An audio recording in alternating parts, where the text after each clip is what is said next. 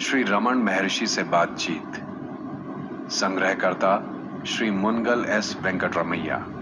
ये बातचीत 1935 से 1939 4 वर्षों की है, जिसे श्री मुनगल एस वेंकटरमैया ने संग्रहित किया था, जो कि महर्षि रमन के बहुत पुराने शिष्य थे।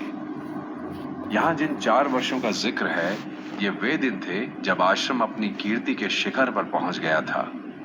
महर्षि का स्वास्थ्य सामान्यतः अच्छा था और उनके बैठने का कक्ष दिन रात सबके स्वागत के लिए खुला रहता था।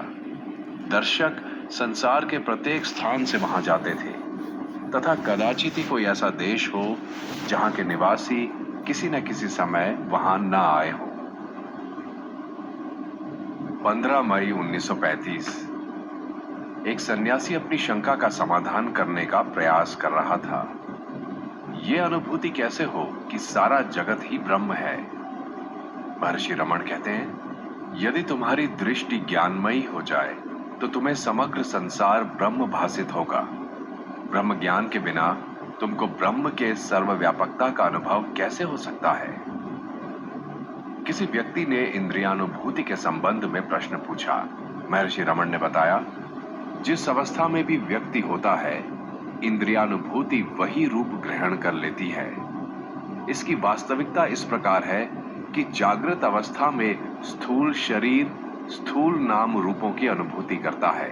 स्वप्न में सूक्ष्म शरीर, काल्पनिक सृष्टि तथा उसके विविध नाम रूपों की अनुभूति करता है। सुषुप्ति में देह का भान नष्ट हो जाने से वहां कोई अनुभूति नहीं होती है। इसी प्रकार गुणातीत अवस्था में ब्रह्म से एकत्व का भान मानव का अखिल जगत से तादात्म्य करा देता है तथा वहां उसकी आत्मा के अतिरिक्त कुछ भी नहीं रहता। आनंद की अनुभूति के संबंध में एक प्रश्न किया गया। महर्षि रमन ने जवाब दिया, यदि कोई व्यक्ति ये माने कि उसकी प्रसन्नता का हेतु बाहर के साधनों एवं पदार्थों की प्राप्ति में है, तो ये निष्कर्ष निकलता है कि वो प्रसन्नता संपत्ति की वृद्धि तथा ह्रास से अनुपातत बढ़नी अथवा कम होनी चाहिए। इसी तर्क से उसकी संपत्ति के रहित होने की अवस्था में उसके आनंद की समाप्ति हो जानी चाहिए। मनुष्य का वास्तविक अनुभव क्या है? क्या उससे उक्त तर्क की पुष्टि होती है?